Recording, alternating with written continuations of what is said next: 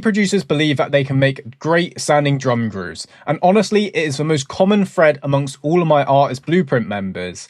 But that doesn't mean that they don't either have good workflow or that they would lack detail within their drums. So in this video, you're going to see a live extracted lesson from George's Artist Blueprint program. We're going to go over building a drum groove from scratch, adding in more detail, character, and improving his workflow. So let's get stuck in. So what's your typical approach for drums? I know you experimented around with MIDI last time, but typically, what's your kind of normal approach? So start off with kicks. So I'll just do a 4/4 pattern to start with. And then, standard claps, adding some claps, adding some snare drums then hi-hats. Like I normally do like a I'll normally do like a hat shaker to sort of pick up the pace. Sometimes I'll stick like an LFO on the hat shaker to get it moving around a little bit. Yeah. And then I just try and just add and add and add. So it would be like a tambourine, a shaker with a different pattern,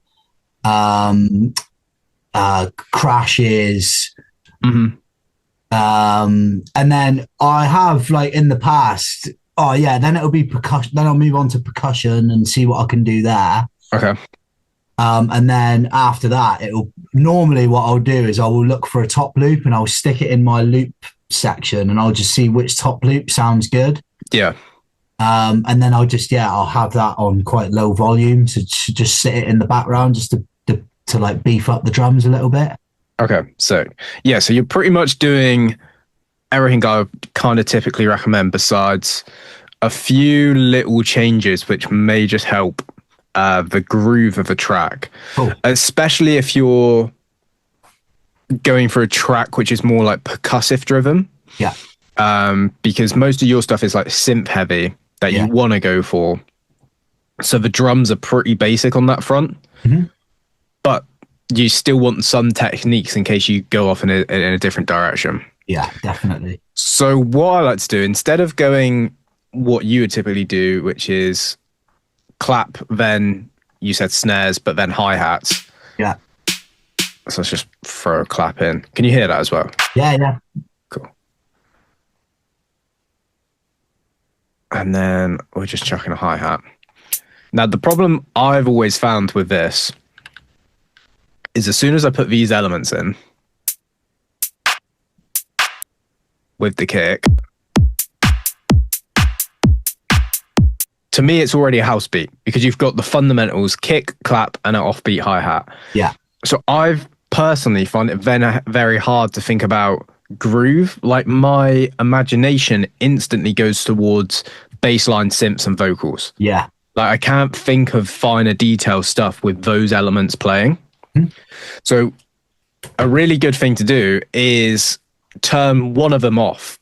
So just experiment in your own time, or turn both of them off. I typically work with just a kick, but some people find it a bit odd because they lose that sort of sense of rhythm then. Yeah. But yeah, just turn one of them off because then it doesn't feel like a complete groove then. Like already I can like hear like a things playing off of it. Yeah. Or you can do the opposite as well. So you could go just kick and the hi-hat.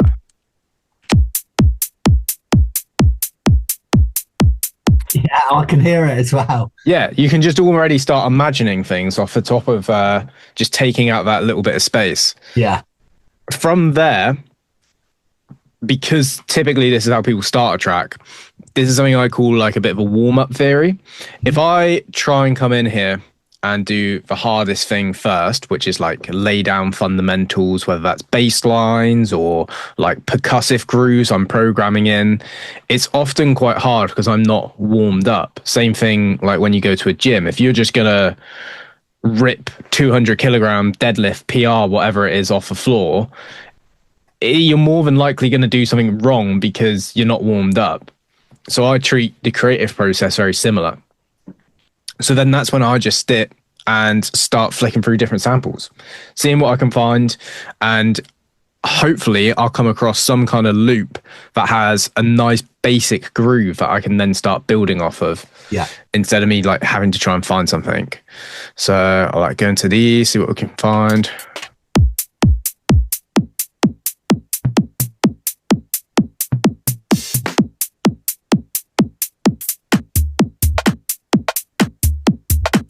So I like that. I think it's cool. I'll just sling that on where it says samples, and I'll just start collecting different sounds and samples of groove. And if I come across anything that isn't groove related, like sound effects, a bass sound I like, a vocal, I'll just sling it over there and I'll come back to it at some point. Yeah.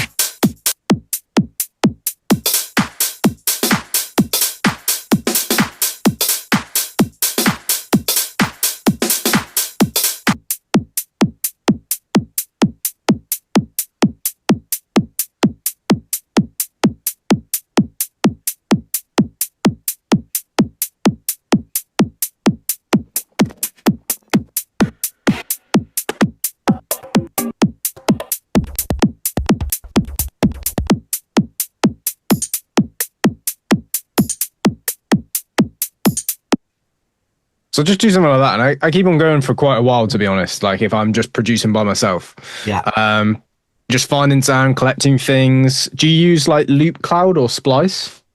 Yeah, I've got Splice. Yeah, so I quite like just sitting on Splice, even just seeing if I've found anything of recent.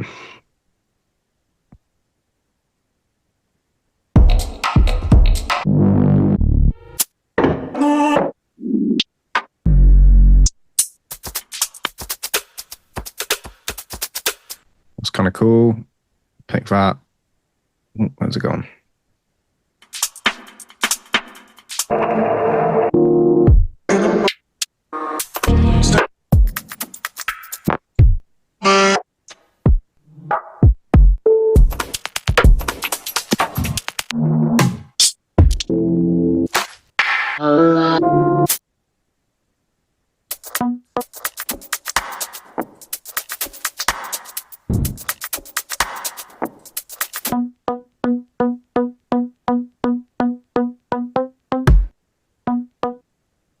What I like about doing this as well, it does feel like you're being very slow, but if you are aware of it as well, you'll start to figure out what's resonating with you that session.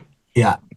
You'll be like, oh, I seem to be picking like quite darker sounds. So like maybe I should lean into that today. Yeah.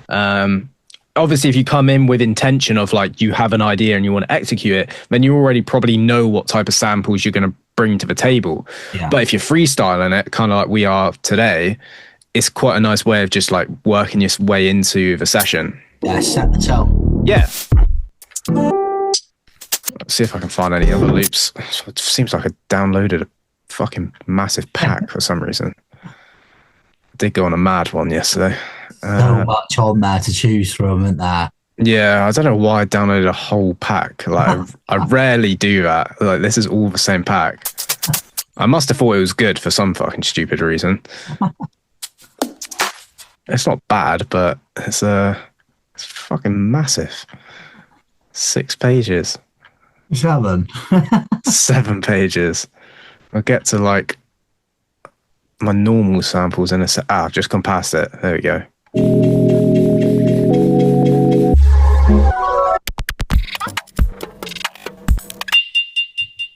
That's a cool little sound.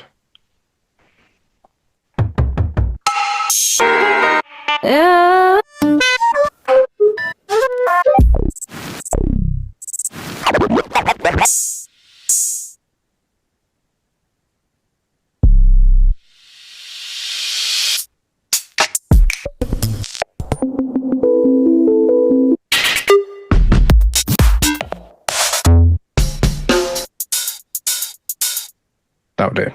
Cool. And then we'll flick back to here. And then I can start slinging them all in here. And then there's one more pack. I want to go and have a look inside. Just come to my head.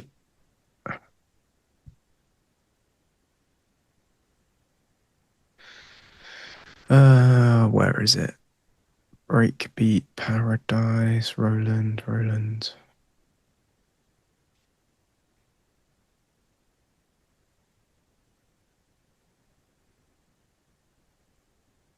Maybe I deleted it by accident.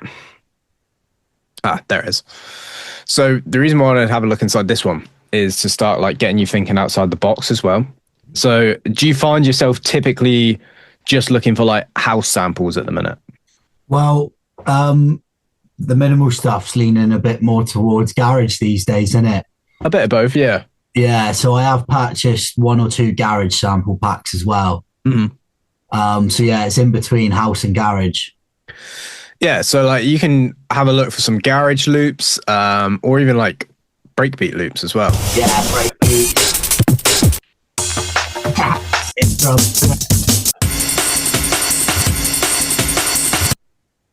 I could have a look over there.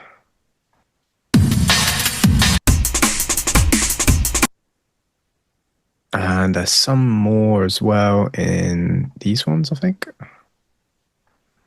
Retro vocals, ambient, dusty drums, raw breaks.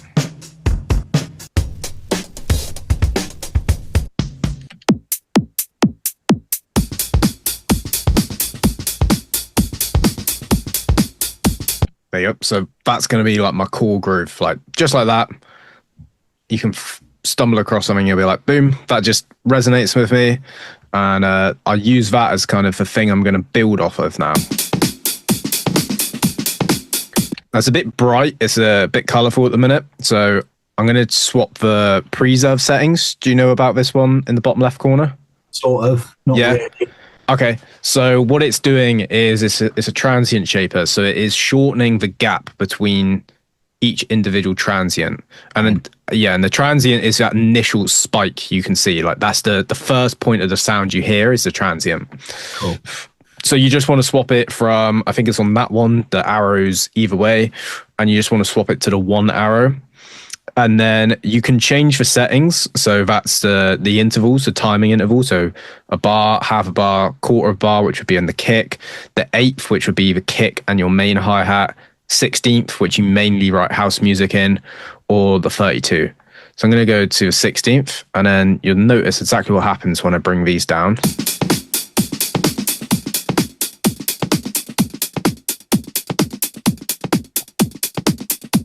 So now the sounds aren't as like harsh or loud because they're shortening the gap between all of those. The loop as well has some kind of swing on it. Are you familiar with what swing is? Only with, I can only notice it in like snare rolls. Mm-hmm. So you don't necessarily understand what it is or what it does. It just changes the groove of the drums, doesn't it? Or of a sound. Is that right? Yeah, kind of. So what what swing is doing, completely left my brain there for a second. What swing is doing is it's delaying the timing of some notes. Right. So we can see there on the 1.4.2, that's precisely where I've just put that marker. That would be in time. Yeah. But the actual transient of a sound, which is that one there, is slightly delayed. Okay. So that's what's loosening up the groove. And you can see it's actually got a bit over here as well. It's slightly, very marginally, but it's slightly off. There, it's like very noticeably swung. Same with over there. So that's all that swing is doing. It's delaying the timing of a sound. And to be precise, it's delaying the 1.2 of a beat. So this is one beat. So it's delaying this one and the 0.4. Yeah. Okay. And that's the only ones you'll ever want to apply swing to, because if you delay this one, which is the beat, that's just going to make it out of time and clang. And if you delay this one, which is your slap bang in the middle of the beat, so the off beat, you can get a very similar effect where it feels like it's going out of time, but it's not because your beats are in time. Like, have you ever had it happen when you're mixing and like, you know, you're in time, but it still sounds out of time? Yeah. Yeah. So that will be typically the hi-hats not lining up, because you know you've got the kicks in time, but like the percussion and the hi-hats are swinging so differently to one another, you just can't get that track in time. Because if you get the percussion and the hi-hats in time, your kicks are out. But then if you get the kicks in, the percussion and the hi-hats are out. Yeah. So that's what's going on. So I could tell just by listening to it that that's got like a heavy swing on it. And if you can't tell, you can just zoom in and have a look and go, it's not on the grid, so I know it's got swing on it. Yeah. So from there, I'm going to go Command A, which highlights everything, and then Command U. So Command U is then for quantizing, and I press it a few times just to make sure it pulls it in time. And you see it's done a pretty good job on most of it. Like, it's pulled that in, it's pulled that in, that one's still off. So I'm going to pull that across.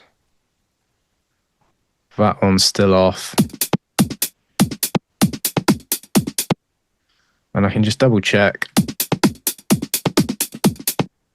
That one's a bit off. And you don't need to be this far out every single time. Yeah, But just if you can hear that. yeah. And to save some time, we can loop over just 2 bars, because it repeats, so we don't need to waste time doing that again and again.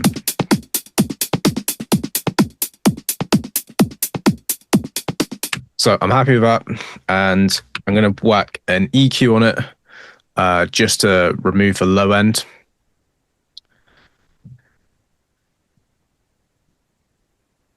Because there is low end in it, because I know I've got a filter on my master.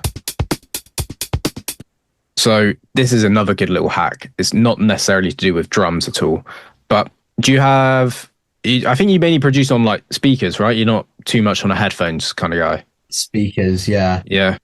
So not as applicable to you, but it's still good to know. So you can go to your master chain and put an auto filter on the master, and then you can cut the low end on the filter like I've set it up there. And then if you press Command K on your keyboard, everything kind of goes a bit funky like this and goes orange. What Command K is it's Command Keyboard Map. Okay. So then you can set different things for your keyboard to turn or change things on and off. So if you look up the top there where the key is, so it says key 1, which is literally my number 1 on my keyboard, main auto filter device on. And you can see as well, if you go to the device on, there's a little number 1 inside of it. Yeah. Okay. So when that auto filter to come on and off with the number 1 key. Yeah. So when I press on 1 on my keyboard, it turns on and off. So if I'm producing on headphones, it's really nice. So because I don't have to listen to the low end of the kick all the time. It's still nice on speakers, to be honest, because, you know, if you're building a groove out, you don't need to hear the low end. Like, you just need to hear the thump of the kick so you know everything's in time. And when you start progressing out the track, you can just treat it as if you was DJing. And you just drop it back in, and then your lows come back in, and it makes the experience a bit more interactive. Cool. So, like I said, I'm just going to remove that. And I'm going to get a sidechain plugin. Do you have a sidechain plugin, or are you using sidechain compression? I've got Kickstart. Okay, cool. So yeah, you just use Kickstart. This is exactly the same as Kickstart. It's just a bit more aggressive. So for what I want to do, I know this one's just a bit better. So I'm just using that now for the groove. Completely different compared to that. But it's just got a nice rhythm to it now. Cool. So now I can start playing around with some of the stuff I found earlier and just build something out, just create a bit of a vibe. Still like warming up at this stage, just like not overthinking it.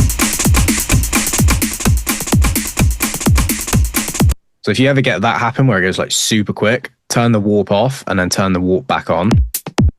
It should fix it. If it doesn't, you can try the divide by 2 or the times 2. So that's like duplicating the length. There we go. So it was making it too quick before. So that sorted it. I can then quantize that. I could then try the transient marker again. And the loop needs to be turned on so it just stays playing.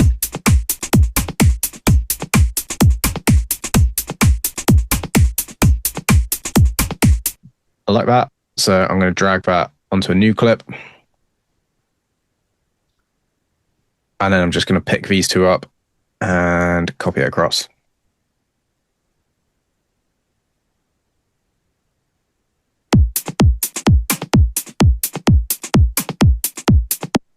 Got one more break, but I don't think we really need that. We've already got 2 on the go.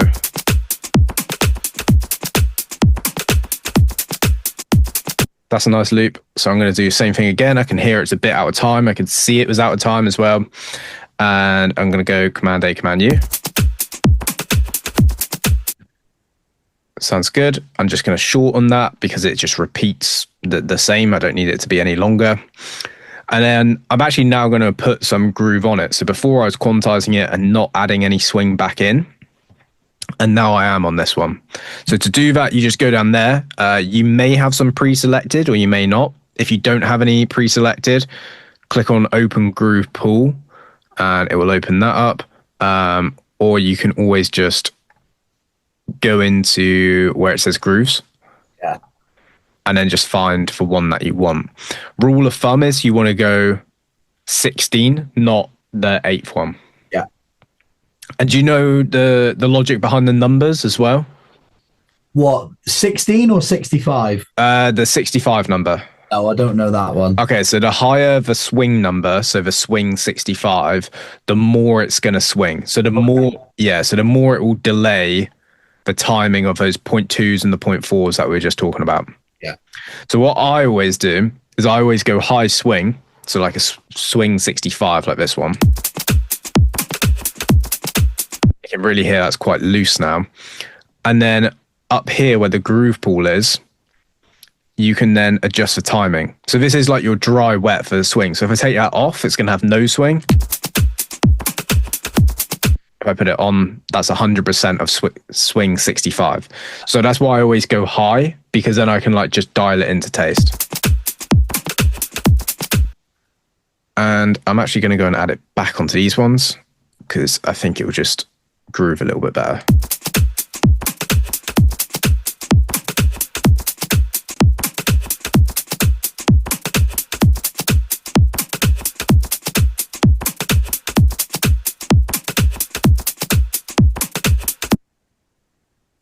And then instead of actually going in and grabbing the kickstart, which just removed a bit too much, I'm actually going to go in here and just remove these claps manually.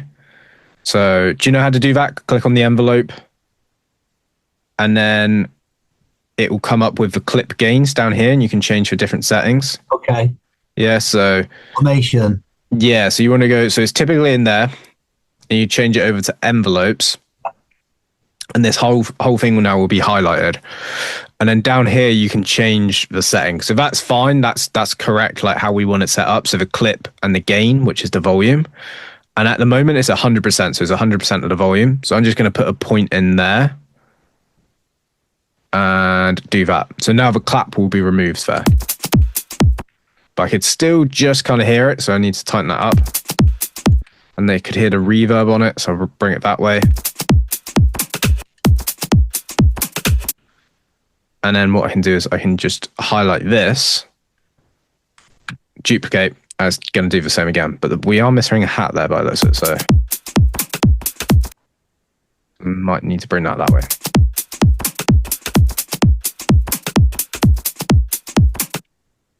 See what else we got floating about.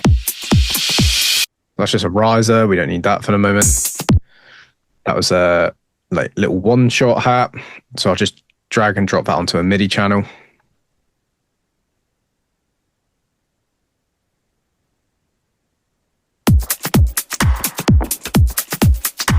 Okay, so I like some of the sounds in this one. So this is a technique I like, which is the MIDI slice. Is that something you've used before? Is that like a sampler? Yeah. Yeah. So you drag and drop whatever loop you want onto a MIDI channel. And then on the sampler, it's got the slice feature. And then if I go to my keyboard, it just chops that loop up into a bunch of different samples. Yeah. So now I can just pick whatever I want from it. So I'm going to come back to that.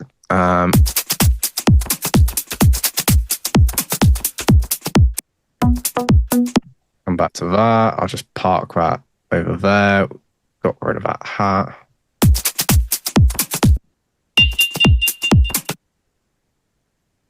Same with that. Park that as an idea. And that loop can just stay as a whole, as like a little texture. And I can make it just really quiet. Check the swing, can see that's out of time, that's out of time. So I go Command A, Command U. And then put the swing that we're using on it.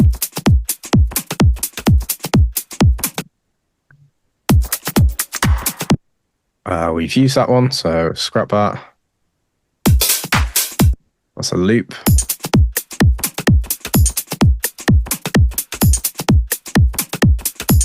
I'll just use that, just again, help create a bit of a groove, help create a bit of a vibe.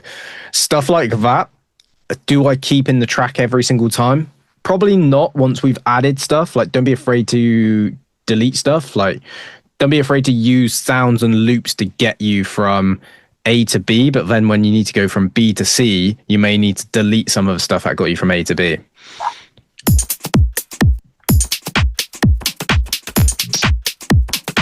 So I like the claps and stuff from there, so we'll probably come back to that. Don't really need that anymore.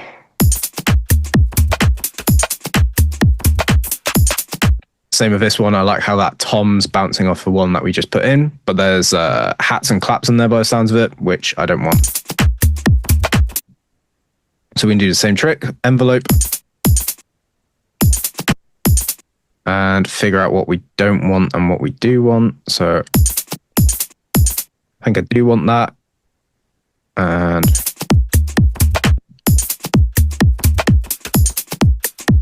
And we could just loop that to save ourselves some time.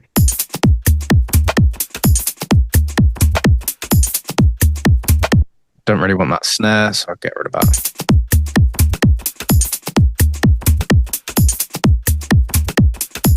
And it's worth pointing out at this stage as well, try and just focus on like 1 to 2 bar loop. Okay. Don't worry too much about variation. That will come with time. Like, the way you want to think about it is like, get a really good solid 1 or 2 bar groove, and then 4 bar variation, 8 bar variation, 16 bar variation. But the core and fundamentals of it should only be like 1 or 2 bars long, because that will make it catchy as well. Like, that will make it just the groove sound a bit catchier. Awesome. So then I've got stuff like that. We can have a look at the MIDI slice technique as well over here. So I just insert then a clip. If I'm feeling enthusiastic, I'll hop over there and play stuff in. If I'm not, I will just sit here and plug things in manually with a technique that I like called the start-stop method. So it's basically when you think you can hear a sound, you just press stop. So you play, then I can hear a sound. I'll pause, I'll put in a note, and then I find the right sound. I can hear something there to start creating like call and response between the different sounds.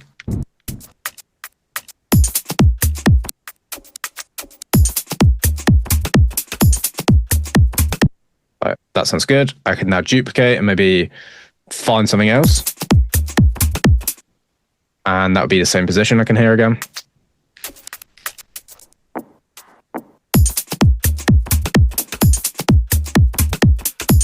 And then why not leave that one on the end spare? A lot of people think when it comes to variation, it's about adding. Sometimes it doesn't have to be about adding. You could just do less, and that's variety as well. Yeah. And dependent on the style you're going for, so like the lot of the darker and glitchier stuff that I typically make, I will do this a lot. And I will keep on going, and I will keep on going, and I'll be finding weird loops, and I'll chop little things out of it. For the stuff you want to make, it's probably not necessary. Like you could probably just get away with doing this kind of thing, just building a bit of a vibe with a few elements, and then jumping straight into just building the core of your drums. But just spending whatever that was, sort of 20 minutes or so doing this, you just have a really nice groove. Gets you going, doesn't it, that? Yeah, it just gets you going. You're like already like, okay, I'm picking like breakbeat vibes here, so maybe I'm going to go for something a bit groovier and looser, like that would indicate from the swing choice as well. So I could probably start thinking about like funk samples for like progressing the track out. And this is a concept we'll probably get onto maybe next lesson. I can't remember what next is, maybe bass lines or something, I'm not too sure. But it's forward thinking and backwards planning. So by the sample choices I'm making, I'm thinking about the decisions I will start making in the future, and then planning backwards from there. So if I'm already thinking like, oh, I'm choosing like breakbeat loops and stuff like that, and then I'm thinking like, well, that's kind of like funky with a swing, I could then start going, okay, well, the next round of samples, the next round of drum samples I'm choosing could start matching up with that. I'm starting to think about not just the moment I'm in, but like how I can progress it out as a full track. So now we could go ahead and add that clap back in. Definitely not the right type of clap.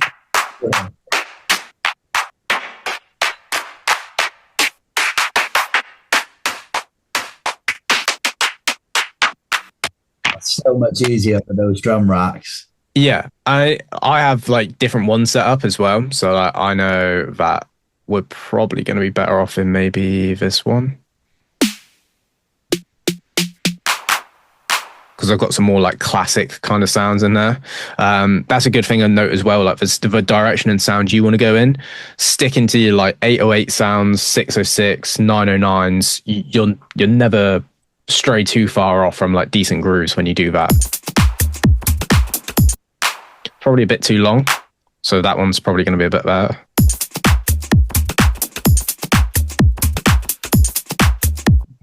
And now you could start running through the template and the stuff as well.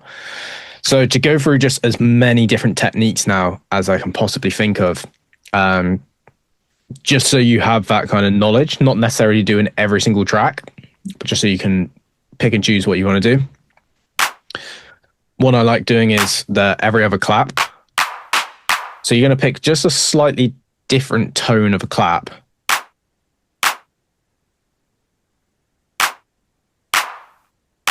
Something like that. That one's clearly got some like reverb on it compared to the one we got. And there's just a very hardly not noticeable difference. But there is a difference, and those kind of tiny little touches will make a difference to a groove.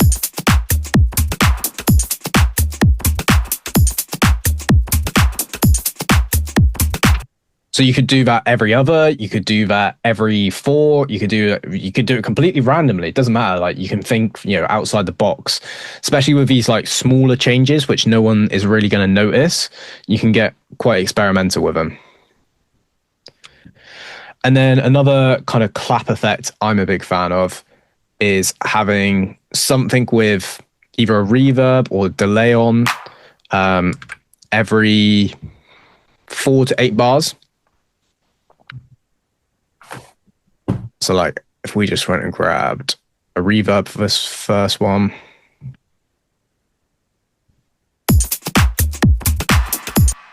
And you just have that nice splash effect on it. I would just fine tune it and make sure I'm happy with it before I then get it over 4 bars. That's all good for me. And I duplicate, and just delete those. Yeah, nice. And then for snares, like you said, you can then plug a snare groove if you want to. If you're used to it and it works, go for it. The only thing I've found with putting in a snare groove before your bass line is I find it can throw me off a little bit. Sometimes it's nice to have the snare bouncing with the bass line groove a little bit. Yeah.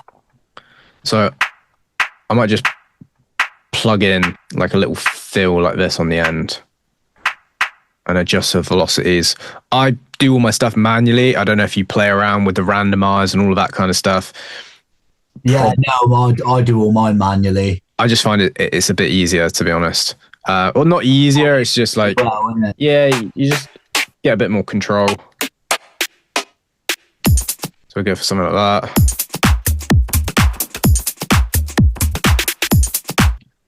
And I'll do the same. I'll go over 4 bars. Yeah. Right, and then we've got one hi-hat in already. I can then just duplicate this drum rack, find some different layers for it.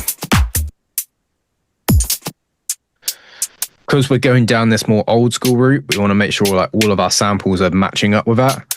So clean hi-hats like that, probably not going to work very well. Stuff like that will work much better.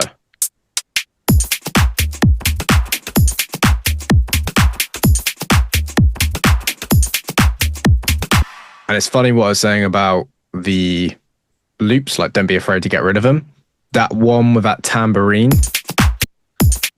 wherever it is. That one. Yeah. I can't even hear the rim shots and the tambourine's like really throwing me off now, so I'm just going to turn it off.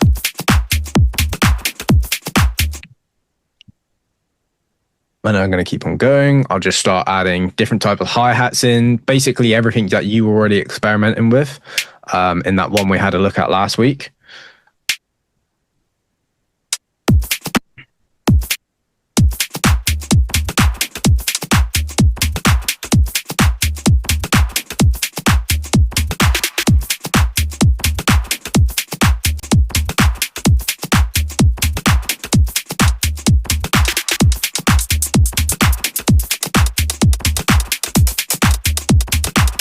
I'm just using that to find something like that sounds good, that tonally works with the rest of the drums. Because the more precise you are with picking the right sounds, the less work you have to do when you actually come to mix down. Like you want it to sound almost really good and professional just at this stage by picking the right samples and adjusting the volume. Like that's all really fundamentally I ever do when I'm building up my drums.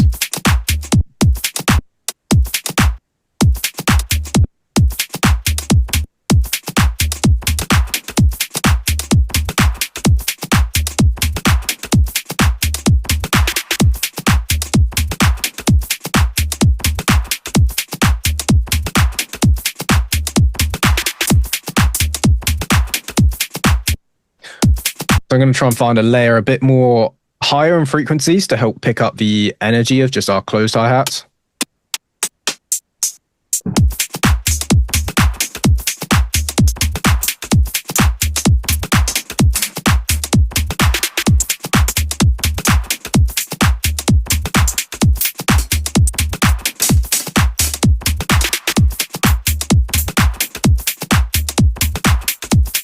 They're really subtle.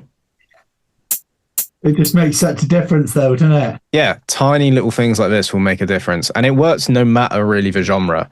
And as well, like to us, it looks like a lot. Do you know what I mean? Like when I show people drum projects and they're like, you got 20 channels for your drums. It's like, yeah, but 10 of them are all stacked on top of each other, just like adjusting volumes and stuff like that. Like, you know, like this one, for example, no one, when they're going to listen to the track, will be like, oh, hear that channel 33 hi-hat? Like, they're just going to perceive it as a closed hi-hat.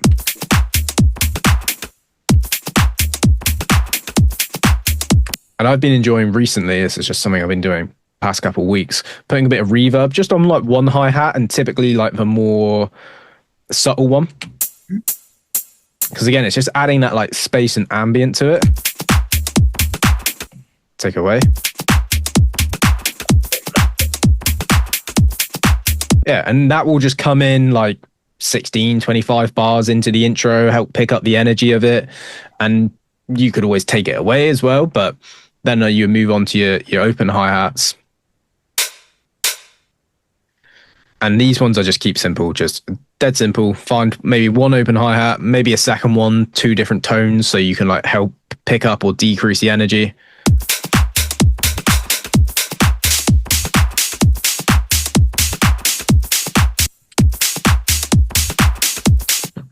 And maybe I'll try adding in like a extra note there, and I'll turn it down. It's probably not even needed. Probably not. Overkill.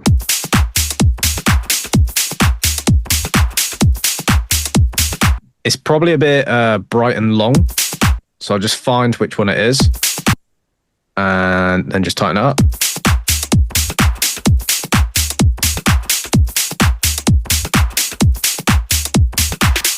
And I'm going to go back to where we were. I'm going to turn this one off just to see what it sounds like.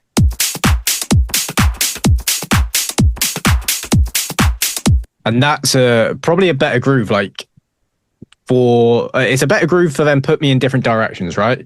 Like that was already creating a bit more of a different pattern, different vibe, just turning those off. But having those in there helped me get from B to C, like I was mentioning. And you could keep on going with different techniques that we've just been over, right? Like, and the ones you've already experimented with, ghost hi-hats, the 16th, the shakers, phasers, flanges on different hi-hats, delays as well. But fundamentally, like that's all you really need. And then the top loops, like you mentioned.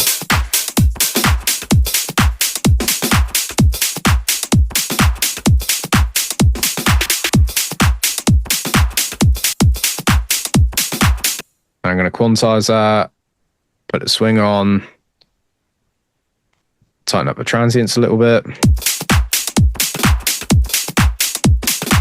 It's actually swinging like way out of time on some of them. So we can find which ones it's doing that with.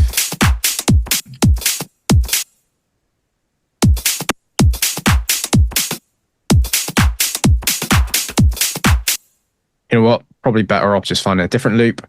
And seeing as we mentioned it, like with our forward thinking, backwards planning, we can maybe just type in for splice. That's what I like using it for, like funk drums. Max 128, 125.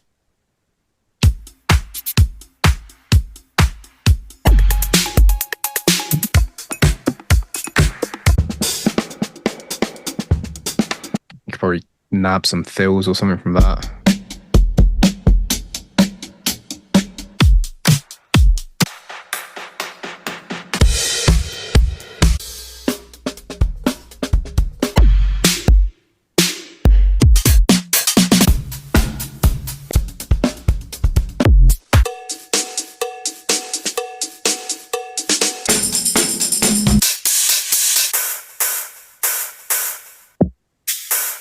So I think that one we found, was it this first one? Yeah, that one's probably the best one.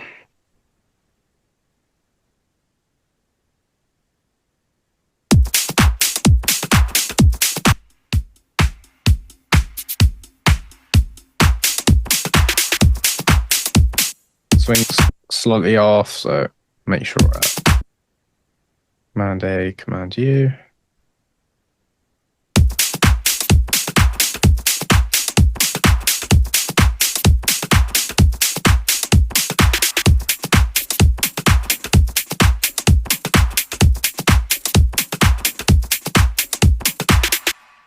As simple as that, really. Yeah, it's brilliant. It's a good kickstart, isn't it? Yeah, like just gets you in the zone a little bit more, and detaches you from thinking about like synths or bass lines or anything like that. Yeah. Like sometimes I can come in here and just start jamming out with melodies and see what I can do, but if it starts going wrong, then I like really find it hard then to get into the swing of it. Whereas with this, it's like every single time I'll come in and make a groove of some sort. Like if it doesn't go the right way the rest of the session, that's cool. Like, at least I've got a drum loop, that I can use and build off of at some point, like the one we've got today. I'll have a play around with some of my loops. I have got some cool ones, to be fair. And I do need to use Splice a little bit more as well. I've seen today that there's some sick stuff on there. You just got to use it. You just got to use it in the right way. Sweet, man. Well, I'll let you go. And if you have anything that you work on in the meantime, just send it over on WhatsApp. Legend, mate. Been a pleasure. Likewise. Right. I'll catch up with you next week or in the meantime. Yeah, brilliant. Cheers, brother. See you later. And there you go. I hope you enjoyed that video and got some useful insights on building drum grooves. If the artist blueprint sounds like it's something that could help you, then go to the first link down below and book in for your free consultation call to see how I can help you finish more tracks. If I don't see you on one of those calls, then I'll catch you in another video very soon.